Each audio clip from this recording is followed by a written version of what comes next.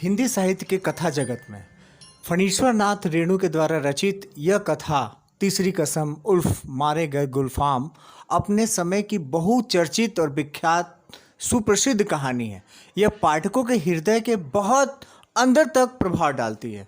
यह कहानी का प्रभाव पाठक केवल पढ़कर और देखकर, जो चित्रांकन में चित्राया गया है, देखकर वही खत्म नहीं हो जाता है, बल्कि पाठकों के मन मस्तिष्क पर इसका प्रभाव बहुत समय तक विद्यमान रहता है। इस कहानी अपने आप में एक सशक्त और कालजयी कहानी है। इस कहानी के संबंध में विस्तृत से हम लोग पढ़ेंगे। सुप्रभात। आज मैं आप लोगों को कथा पढ़ाऊंगा। कथा कहने से ही मन में एक रोमांच उत्पन्न हो उठता है। कथा हमारे जीवन से बहुत घनिष्ठ संबंध है कथा का। बचपन से हम कथा सुनते आए हैं, कभी दादा दादी के द्वारा, कभी बड़े बुजुर्ग के द्वारा, विद्यालय में कथा। किंतु साहित्यिक कथा का एक अलग स्थान है, जो केवल मनोरंजन के लिए नहीं होता है, बल्कि हमारे जीवन के साथ कहीं ना कहीं वो जुड़ा होता है। हमारे जीवन के एक नवीन पहलू को और संवेदना वाले स्थान को वो टच करता है, यानी स्पर्श करता है। तो सबसे पहले हम थोड़ा जान ले कि हिंदी साहित्य में आप सभी विद्वान जानते हैं कि 4 भागों में बांटा गया है: आदिकाल, भक्तिकाल, रीतिकाल और आधुनिक काल। आधुनिक काल में खड़ी बोली गद्य का काफ़ी विकास हुआ और सभी कालों का अपना अपना विशेष स्थान रहा है, किंतु सभी कालों में आधुनिक काल बहुत प्रसिद्ध, विस्तृत और आज तक इस काल का महत्वपूर्णता बनी हुई है और है। इसी काल में कई विधाओं का जन्म हुआ। निबंध, उपन्यास, एकांकी, पत्रकारिता, रिपोर्टाज, नाटक, कथा यानी कहानी। इन सभी विधाओं के साथ होने पर भी कथा साहित्य का एक विशेष स्थान है, साहित्य में भी और हमारे जीवन में भी। इन्हीं कथा साहित्यकारों में एक नाम है फणीश्वर नाथ रेणु का, जो भारतीय ग्राम जीवन को पूर्णता से चित्रित करने वाले आंचलिक कथाकार के सलाका पुरुष फणीश्वर नाथ रेणु का जन्म 4 मार्च 1921 ईस्वी को बिहार के पूर्णिया के औराही हिंगना नामक गांव में हुआ था।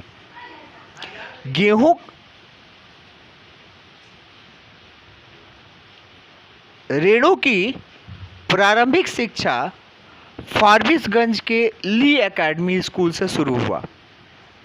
इनका परिवार मध्यवर्गीय किसान के संस्कारों का परिवार था। फारबिसगंज के अतिरिक्त नेपाल व काशी हिंदू विश्वविद्यालय में इन्होंने शिक्षा ग्रहण की।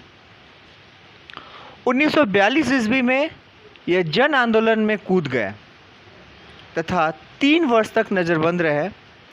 किसान आंदोलन का नेतृत्व करते हुए सामंती शोषण के शिकार नेपाल के मजदूरों के बीच भी कार्य किए। सन 1946 ईस्वी के आसपास इनकी लिखी कुछ कहानी कलकत्ते में प्रकाशित होने वाली पत्रिका विश्वमित्र में प्रकाशित हुई और यहीं से राजनीति के स्थान पर साहित्य सृजन की ओर उन्मुख हुए। 1954 ईस्वी में इनका महत्वपूर्ण उपन्यास मैला आंचल प्रकाशित हुआ और इसके साथ ही हिंदी के शीर्ष रचनाकारों की पंक्ति में फणीश्वर नाथ रेणु प्रतिष्ठित हो गए। नई कहानी के दौर में इनकी महत्वपूर्ण कहानी तीसरी कसम उर्फ मारे गए गुलफाम प्रकाशित हुई, जिस पर फिल्मकार शैलेंद्र ने चर्चित फिल्म तीसरी कसम का निर्माण किया। जीवन की सांध बेला से पुनः राजनीतिक आंदोलन में जुड़ाव रहा तथा जेपी यानी जयप्रकाश नारायण के साथ पुलिस दमन के शिकार हुए, वह जेल में भी गए। सत्ता के दमन चक्र के विरोध में पद्मश्री सम्मान भी लौटा दिया। 1976-77 ईस्वी में गंभीर रूप से बीमार पड़ने के पश्चात अंततः 14 अप्रैल 1977 ईस्वी को फणीश्वर नाथ रेणु जी की मृत्यु हो गई। व्यक्ति और कीर्तिकार दोनों ही रूप में अप्रतिम फणीश्वर नाथ रेणु ने कथा साहित्य के अतिरिक्त संस्मरण, रेखाचित्र, रिपोर्टाज आदि विधाओं को भी लिखा।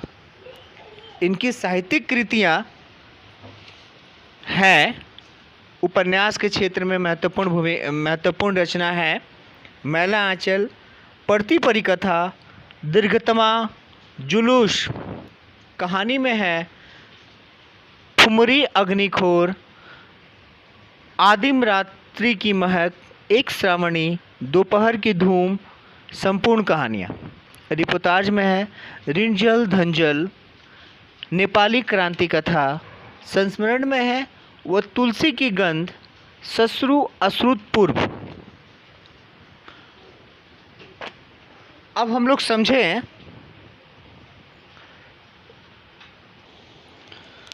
आंचलिक शब्द अंचल शब्द में अंचल संज्ञा शब्द में इक प्रत्यय लगाने पर बना है। अंचल शब्द का अर्थ होता है स्थान विशेष, प्रांत अथवा देश की सीमा के आसपास का भूभाग। अंचल आदि कथा साहित्य के संदर्भ में इसका अर्थ है जनपद या क्षेत्र विशेष। आंचलिक कथा साहित्य उस कथा साहित्य को कहते हैं जो किसी एक जनपद या क्षेत्र विशेष से संबंधित होता है। उस अंचल विशेष की समस्त लोक संस्कृति, गुण दोष, राग विराग, हर्ष विषाद अपने पूर्ण रूप से उस कथा में अभिव्यक्ति पाती है। तीसरी कसम फणीश्वर नाथ रेणु द्वारा रचित आंचलिक कहानी है। रेणु जी ने स्वतंत्रता के बाद ग्राम जीवन के यथार्थ विविध आयामों को बहुत गहराई से चित्रित किया है। माने स्वतंत्रता के समय के, उसके पहले के और उसके बाद के समय का। इन गहराई का कारण यह था कि उन्होंने भारतीय ग्राम को अपनी जिए हुए अनुभव किए गए ग्राम की इकाई पर केंद्रित करके पहचाना। इसके एक विशेष अंचल की अपनी निजी छवियाँ और छवियाँ, शक्ति और अशक्ति तथा प्राकृतिक विशेषताएं तो उभरी ही है, साथ ही साथ वह अंचल व्यापक सामाजिक समस्याओं को भी अधिक घनीभूत रूप से उभार सका। यह आंचलिक रेणु ने तीसरी कसम जैसी कहानियों के माध्यम से उभारनी चाहिए।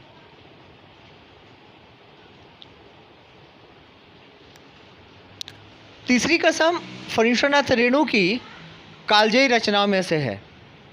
रचना के कई दशक के बाद भी यह पाठकों को उतना ही प्रभावित करती है जितना कि अपने रचनाकाल में कालजयी कथाकृतियों में ऐसी घटनाओं का निरूपण होता है जो मनुष्य की चिरस्थायी प्रवृत्ति से जुड़ी हो, ताकि पाठक उससे जुड़ाव महसूस कर सके। प्रेम उन चिरस्थायी प्रवृत्तियों में प्रमुख है। तीसरी कसम कहानी में प्रेम की भावपूर्णता पूरी तरलता के साथ व्यंजित हुई है। साथ ही खूबी यह है कि यह निश्चल प्रेम कथा कहीं भी मर्यादा का अतिक्रमण करती नहीं दिखाई पड़ती है। और तो और इसमें ना तो प्रेम को लेकर बड़े बड़े दावे किए गए हैं और न ही लंबी चौड़ी कस्में खाई गई हैं। इस कहानी को अगर शास्त्रीय कथानक के ढांचे के अंतर्गत विश्लेषित किया जाए तो हम पाएंगे कि इसमें आदि, मध्य और अंत के निश्चित ढांचे वाला कथानक ढूंढ पाना मुश्किल है। इसमें जीवन का एक लघु प्रसंग है और उसी प्रसंग से उलझे हुए अन्य प्रसंग, मिथक गीत, संगीत, सुगंध आदि सब सम्मिलित है और ये सब मिलकर ही कथानक को एक नया आयाम दे पाए हैं। नई कहानियों की विशेषता यह है कि वे कथानक के बंधे बंधाए शास्त्रीय शिल्प का बंधन स्वीकार नहीं करती, अपितु इसमें विशिष्ट व्यक्ति चरित्र या स्थितियां ही कथानक का रूप धारण कर लेते हैं। मारे गए गुलफाम या कहें तीसरी कसम कहानी में हीरामन व हीराबाई एक विशिष्ट व्यक्ति चरित्र ही कथानक बन गया है।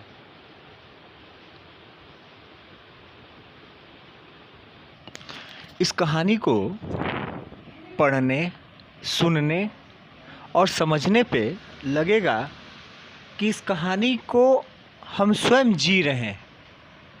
इस कहानी का कथानक आपके सामने एकदम जीवंत हो जाएगा, मानो कथा में फिर से जान डाल दी गई हो। और ये इतनी प्रभावशाली कथा थी और आज है कि इस पर 1966 ईस्वी में इस पर फिल्म बनी थी।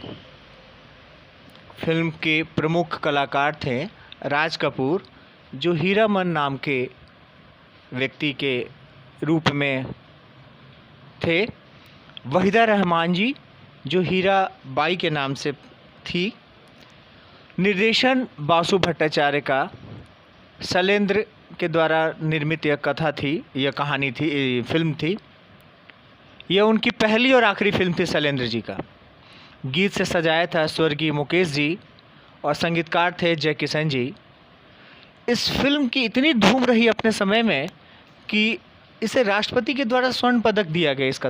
इस फिल्म को मॉस्को फिल्म फेस्टिवल में भी कई पुरस्कार इस कथा पर बेस किया गया इस फिल्म को मिला। कला से एकदम परिपूर्ण, यानी पूरी कलात्मक ढंग से इस कहानी को फिल्माया गया है। और गाने में करीबन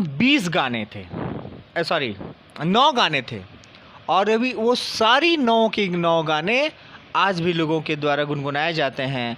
वो गाने के मैं बोल बता दे रहा हूँ कौन कौन से गाने थे। नंबर 1 गाना था पहला, दुनिया बनाने वाले क्या तेरे मन में समाई, काहे को दुनिया बनाई। दूसरा, सजन रे झूठ मत बोलो, खुदा के पास जाना है। तीसरा गाना था, बहुत प्रसिद्ध गाना था, चलत मुसाफिर मोह लियो रे पिंजरे वाली मुनिया। चौथा, पान खाए सैया हमार होठ लाल लाल।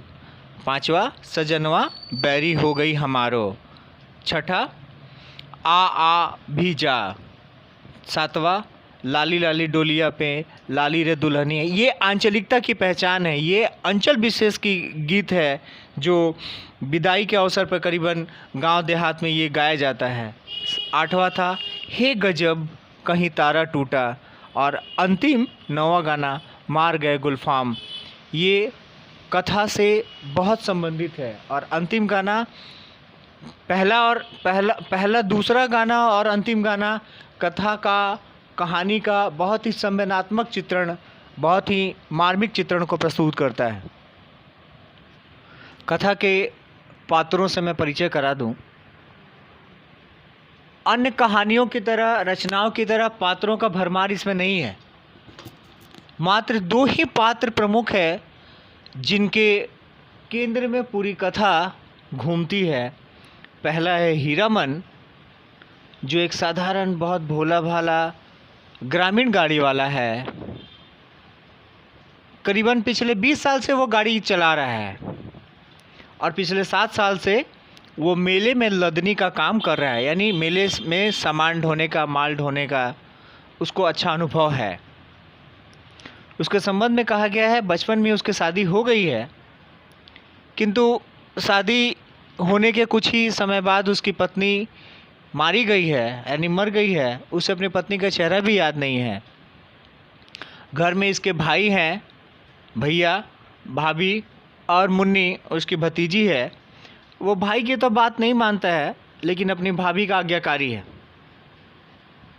दूसरा प्रमुख पात्र है हीराबाई, जिसे हीरामन हीरा देवी कहकर मानता है, कहता है, पुकारता है।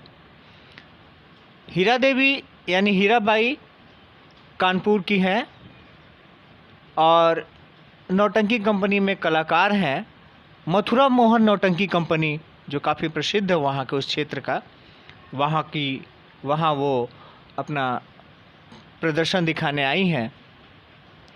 गौण पात्र में है धुनीराम, राम मोहन, पलट दास, लसनवा। ये चारों लोग गांव के, हीरामन के गांव के परिचित है और मेले में इनकी मुलाकात होती है, जहां नौटंकी होने वाला यानी नौटंकी चलने वाला है।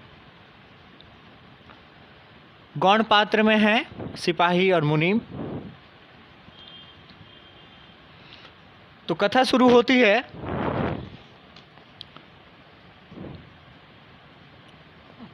वर्तमान के एक बिंदु से शुरू होती है, जहां हीरामन की गाड़ी पर एक स्त्री आकर बैठती है, एक महिला आकर बैठती है। हीरामन उस समय अपने बैलगाड़ी के नीचे झुककर दिया जला रहे थे, लालटेन जला रहे थे। गांव में ऐसा होता है, नीचे लगाते हैं ताकि जब रात में भी अगर बैलगाड़ी चलेगी तो रात का वो रास्ता दिखेगा। और उन्होंने गाड़ी पे महिला का केवल पैर देखा। तभी एक व्यक्ति आकर उनसे बात करता है कि अरे गाड़ीवान कहाँ है? तब ये कहते हैं कि मैं हूँ। तो उन्होंने कहा कि गढ़बरेली के मेला जो चंपानगर में, फारबिसगंज के पास में चंपानगर है, वहाँ मेला लगा है, वहाँ जाना है। हीरामन तैयार हो जाता है। जो वहाँ से करीबन 20 कोस की दूरी पर है, वो पूरे 30 रुपए की बात करता है भाड़ा के रूप में। लेकिन वो पूछता है, उसके मन में डर है कि कहीं चोर बाजारी का तो कोई माल नहीं लदा है। वो व्यक्ति कहता है कि नहीं, चोर बाजारी का माल नहीं है। फिर कहीं बांस की गठरी तो नहीं है, क्योंकि ये 2 बार धोखा खा चुका है। और इसी कथा पर, इसी धोखे के कारण वो 2 बार कसम खा चुका है। पहली कसम, दूसरी कसम और तीसरी कसम होगी कि वो किसी महिला को, नौटंकी वाली महिला को नहीं बिठाएगा अपने गाड़ी पे। तीसरी कसम कथा का शीर्षक से ही समझ में आ जाता है कि कोई 3 कसम होगा। यानी कथा का शीर्षक किसी भी कथा या किसी भी रचना का जान होता है, और उसी शीर्षक के चारों तरफ केंद्र बिंदु में पूरी कथा का वातावरण, पूरी कथा का चक्र घूमता रहता है। हीरामन की गाड़ी में हीराबाई बैठ गई है। वो इस तथ्य से अनजान होकर गाड़ी हाँक रहा है, चला रहा है। उसे हीराबाई के होने का भान तो नहीं है, लेकिन उसे एक मधुर उपस्थिति का एहसास अवश्य हो रहा है। उसके पीठ में गुदगुदी लगती है। कथा इस बिंदु के बाद सीधे आगे नहीं बढ़ती है। हीरामन अपने स्मृतियों में खो जाता है, इस गुदगुदी में खुल जाती है और कथा पीछे की ओर लौट जाती है। हीरामन अपने गाड़ी में जुड़े हुए पिछले अप्रिय अनुभव याद करता है, जब कंट्रोल के ज़माने में वो चोर बाजारी का माल लादा करता था और एक बार पकड़े जाने पर गाड़ी को छोड़कर धीरे से बैलों को जोड़ी के साथ वो भागना शुरू किया और एकदम अपने घर पर जाकर ही थमा। तब उसने पहली कसम खाई कि चोर बाजारी का माल अब नहीं लादेगा। उसके बाद दूसरी कसम तब खाई जब बांस लादने के कारण उसे गाड़ी का नुकसान हुआ।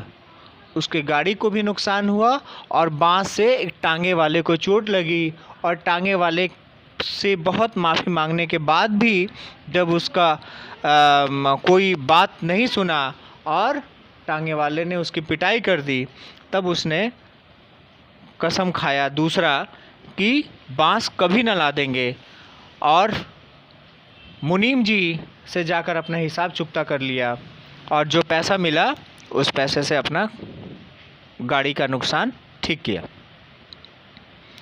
सर्कस कंपनी में काम में लगने पर हीरामन बहुत खुश है। पहले बाघ गाड़ी ढोने की वजह से उसे अच्छा मुनाफा हुआ, लेकिन बाघ गाड़ी की गाड़ीवानी करते हुए कभी पीठ में ऐसी गुदगुदी नहीं लगी जैसे आज उसे लग रही थी। स्मृतियों की रेखा फिर वर्तमान बिंदु पर आ जाती है और हीरामन सोचता है कि कहीं ऐसा तो नहीं कि मेरे गाड़ी में कोई भूत पिचास या चुड़ैल बैठ गई है, क्योंकि हीरामन के संबंध में पहले ही पात्र परिचय में मैंने बताया कि हीरामन एक भोला भाला ग्रामीण व्यक्ति है, गाड़ी चलाने वाला। गाड़ी चलाए बिना वह नहीं रह सकता है। उसे भूत पिचास से यानी भूत प्रेत में उसको विश्वास और उसको वो डरता है। धीरे धीरे रास्ता में चल रहा है, कहीं भयानक आवाज़ उसे महसूस हो रही है। रास्ता में एक मंदिर, भोले बाबा का मंदिर है, वहाँ उतरकर वो मंदिर पे प्रणाम करता है और भोले बाबा को 1.5 रुपया का प्रसाद चढ़ाने का वचन देता है और कहता है कि इस बार कम से कम ठीक से मेले में पहुंचा दो, बचा लो इस बार, क्योंकि पता नहीं जो बैठी है, मैंने उसका केवल पैर देखा, वो पैर सीधा है कि उल्टा है वो मैंने नहीं देखा, कुछ भी हो सकती है। और उसे और भी वो शक होने लगा था कि जैसे ही उसने गाड़ी चलाना शुरू किया था उसे एक भींगा भींगा खुशबू महक आने लगा था, चंपा फूल की तरह खुशबू आने लगी थी। वो डर गया और प्रणाम करके फिर वो सोचते हुए धीरे धीरे आगे बढ़ रहा था। लेकिन जैसे ही वो आगे बढ़ा, स्मृति की रेखा फिर वर्तमान बिंदु पर आ गई। हीरामन सोचता है कि औरत है या चंपा का फूल, जब से गाड़ी में बैठी है गाड़ी महक महक रही है। इस कथा के निर्माण में केवल घटनाओं का हाथ नहीं है, घटनाएं तो बहुत थोड़ी है, मुख्य हाथ है 2 विशिष्ट प्रकार के चरित्रों की सह उपस्थिति का तथा परिवेश का। हीरामन को यह बोध होता है कि उसके पास कोई सुंदर स्त्री बैठी है। यदि हीरामन एक विशेष प्रकार का गाड़ीवान नहीं होता तो शायद कथा इस प्रकार विकसित नहीं होती। उसके मन में इस अनजान सौंदर्य के प्रति एक विशेष प्रकार का आदर भाव है। वो स्वभाव से बहुत सीलवान और कोमल है।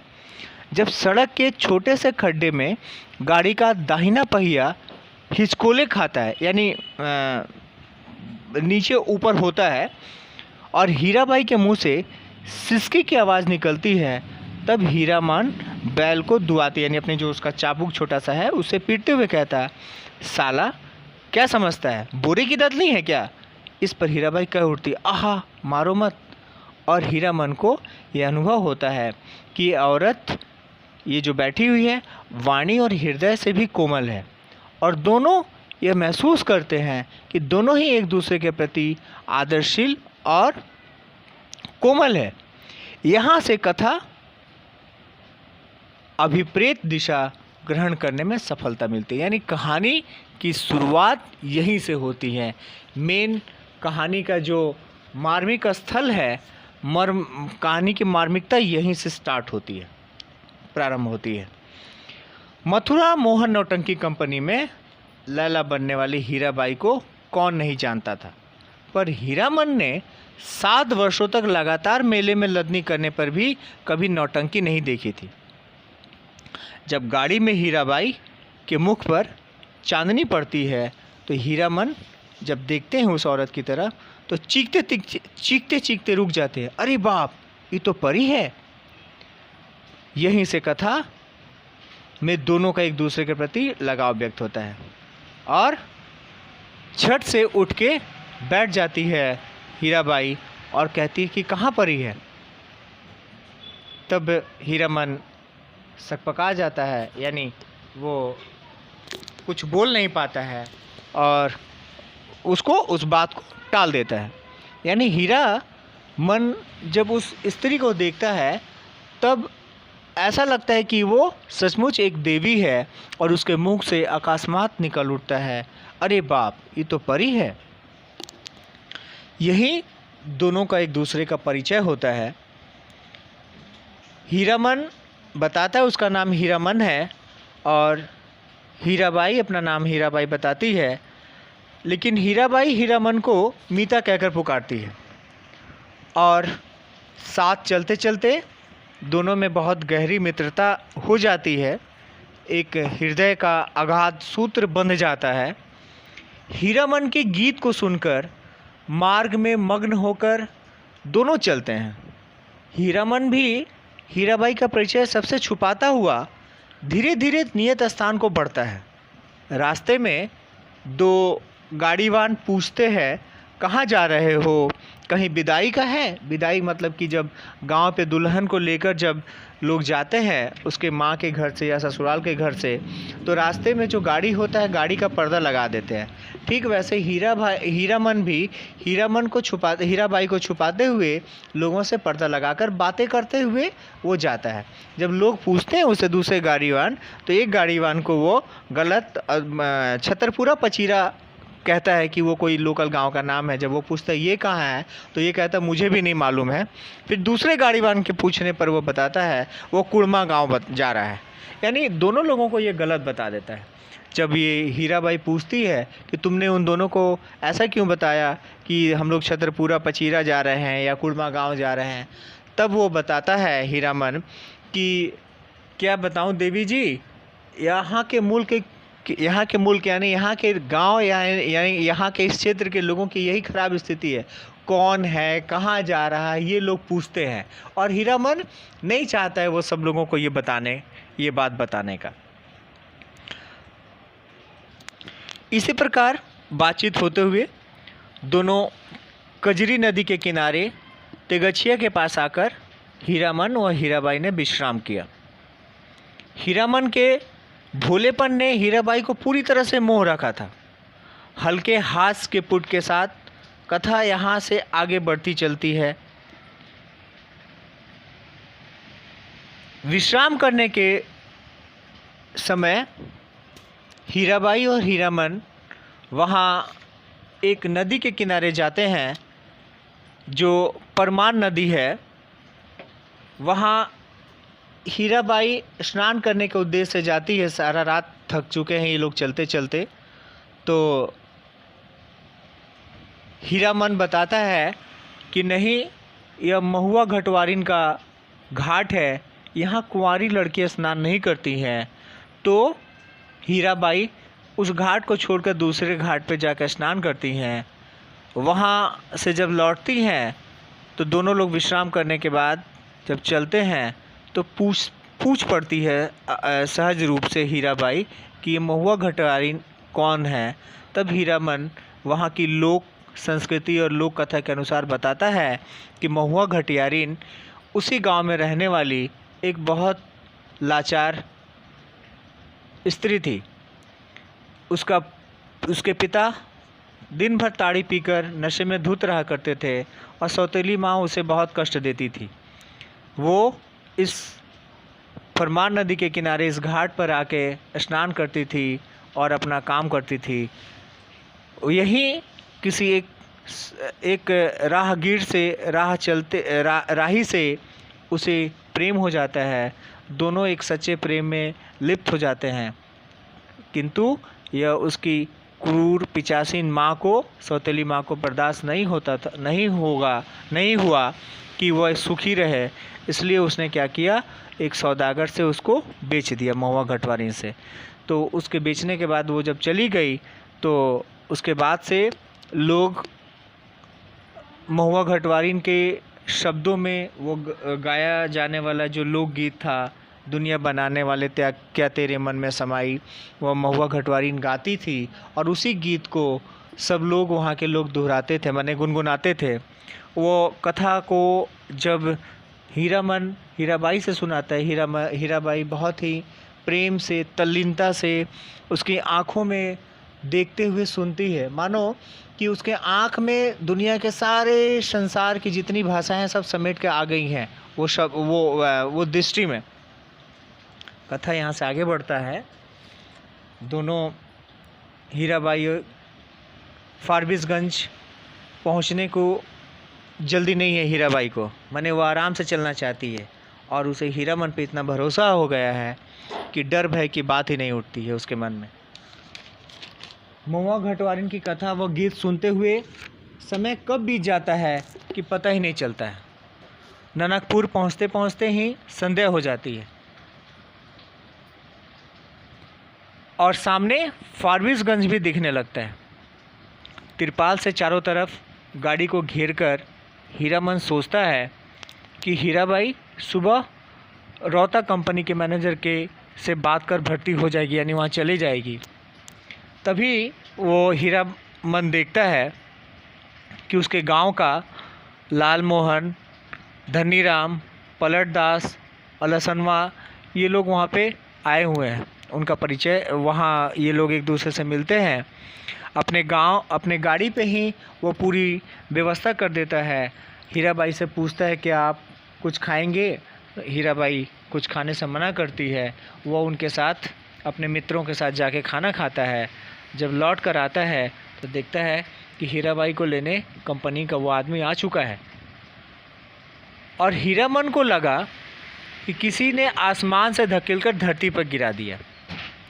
हीराबाई उसे नौटंकी के पास बनवाने की बात कहती है, दक्षिणा देती है। जितना पैसा तय था उससे ज़्यादा दक्षिणा देती है, मैंने वो लेके आया। तो हीरामन दक्षिणा लेने से इनकार करता है, लेकिन हीराबाई उसे मीता कहकर संबोधित करती है और बहुत ही प्रेम से वो दक्षिणा उसके हाथों में दे देती है और यह कहती कि नौटंकी देखने आओगे ना।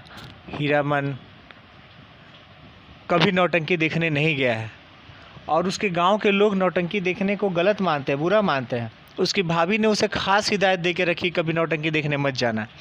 लेकिन हीराबाई के इस आग्रह को वो ना नहीं कर पाता है। उसके हृदय मानो उस देवी के सामने झुक गया हो। उसका मित्र जो पलटदास ईश्वर का सच्चा भक्त है, वो तो सिया सुंदरी को देखता है हीराबाई के रूप में। जब हीरामन भोजन करने के लिए गया होता है तो हीरामन हीराबाई की देखरेख के लिए यानी रक्षा के लिए अपने दोस्त पलटदास को वहाँ भेजते हैं कि गाड़ी के पास जाकर बैठो। और गाड़ी के अंदर हीराबाई जब सोई होती हैं तो उसके पाँव बाहर आ चुके होते हैं, माने गाड़ी से बाहर थोड़ा सा दिखने लगता है। वो पलटदास उस चरण को देखकर मानो कि वो सिया सुंदरी यानी सीता को के चरण हो, वो उसे देखकर प्रणाम करता है, उसको स्पर्श करने वाला होता है। लेकिन हीराबाई जग जाती है, वो पूछ पड़ती है क्या कर रहे हो? तब पलटदास कहता है कि माते मैं आपके चरण वंदना करना चाहता हूँ। हीराबाई को थोड़ा अटपटा लगता है, वो उसको डांट देती है। पलटदास वहाँ से चला जाता है। ठीक वैसे ही हीरामन को के मन में भी उस देवी का जो दक्षिणा है वो अस्वीकार नहीं कर पाया और उस नौटंकी देखने की बात को भी वो ना नहीं कर पाया। हीराबाई चली जाती है। अगले दिन हीराबाई ने हीरामन को 5 दिए।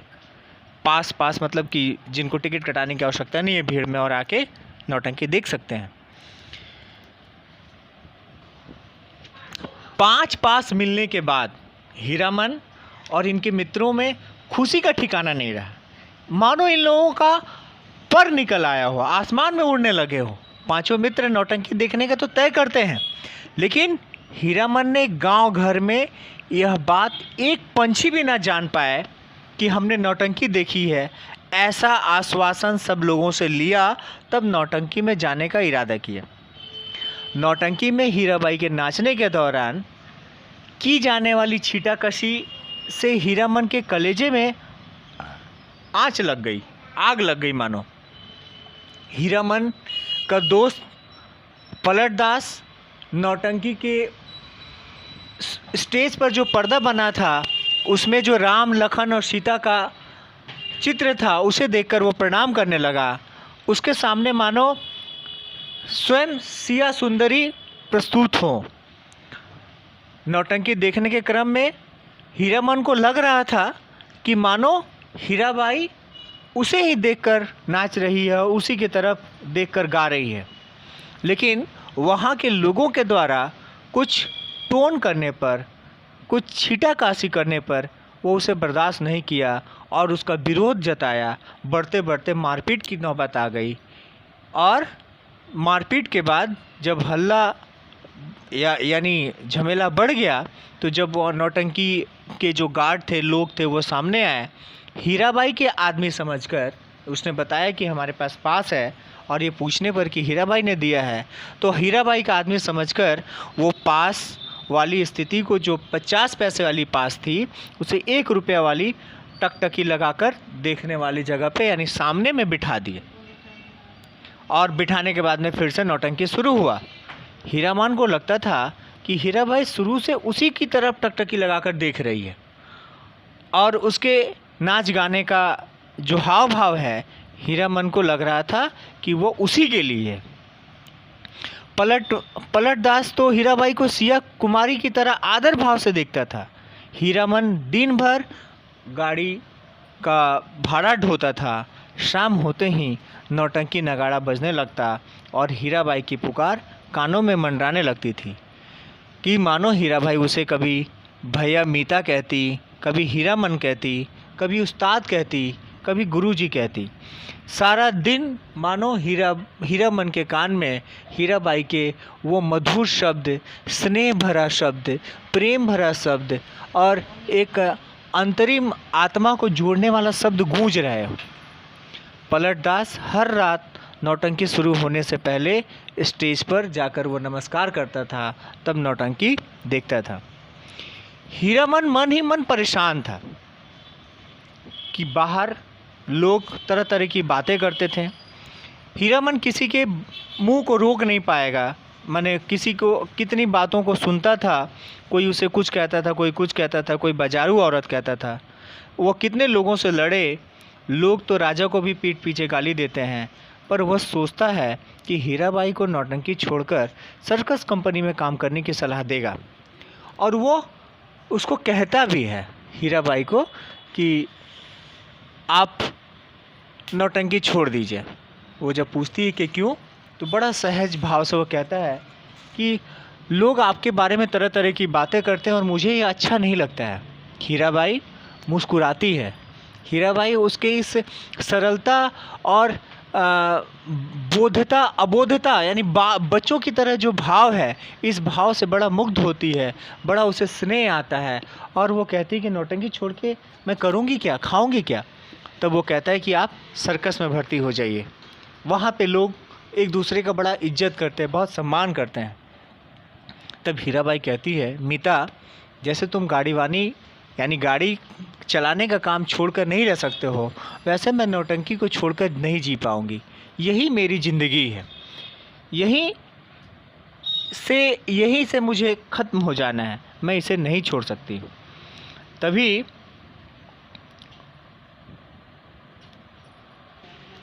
तभी उठकर वो चला जाता है।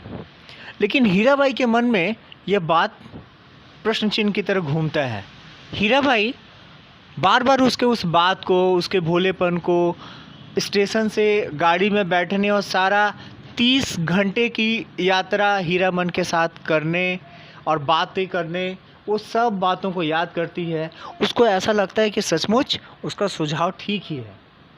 लेकिन नौटंकी के दूसरे लोग उसे हीराबाई को समझाते हैं कि ये नहीं हो पाएगा। और तब जाके हीराबाई को कहीं एहसास होता है, उसका मोह भंग होता है कि हीराबाई हीरामन की ज़िंदगी के लायक नहीं है। यानी उसका जो ज़िंदगी है उसमें यह खप नहीं पाएगी। वह अपने को तब मानो वहाँ से अलग करने का सोचती है। और अब नौटंकी का काम ख़त्म होता है। वो जाने को आती है और खबर भिजवाती है कि वो जा रहा है, हीरामन से एक बार मिल ले। नौटंकी चलने के बीच में हीरामन हीराबाई के पास अपने कुछ पैसे रखा था कि मेले में बहुत भीड़ है, लोग पॉकेटमारी कर लेंगे, तो मेरे कुछ पैसे आप अपने पास रखिए, मैं ले लूँगा। हीराबाई उसे बहुत संभाल कर रखती है और अब वो जाने को तैयार होती है। तभी लाल मोहन यानी उसका दोस्त हीराबाई के स्टेशन पहुंचने और उसे ढूंढने का समाचार हीरामन को देता है। हीरामन बैलगाड़ी लेकर दौड़ता है, वो हीराबाई के पास पहुंचता है। ट्रेन आ चुकी है। हीराबाई उसके थैली जो उसने नौटंकी देखते समय उसके पास रखी थी सौंपती है, जाने की बात कहती है। कोट पतलून पहनने वाले बाबू उसे रेलगाड़ी पर बैठ जाने के लिए हीराबाई को दिए रुपए को लेने से इनकार कर हीरामन बाहर खड़ा उसे टकटकी लगाए देखता है। जो कोट पतलून पहने हुए जो बाबू है वो हीराबाई को ट्रेन में बैठने का इशारा करते हैं। हीराबाई उसके पैसे उसे वापस करती है।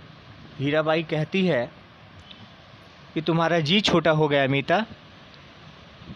महुआ घटवारिन की कथा तुमने सुनाया था ना, महुआ घटवारिन को सौदागर ने खरीद लिया है गुरुजी। वो रूंधे गले से हीराबाई यह बात कहती है और अपने पास में एक जो शॉल है सफ़ेद रंग का वो हीराबाई के कंधे पे रख देती है कि इसे ठंड में ओढ़ना और मेरा याद समझकर इसे अपने पास रखना। और रूंधे गले से आवाज़ मानो कि अब वो भभक पड़ेगी, रो पड़ेगी, वहाँ से चली जाती है और जाकर ट्रेन में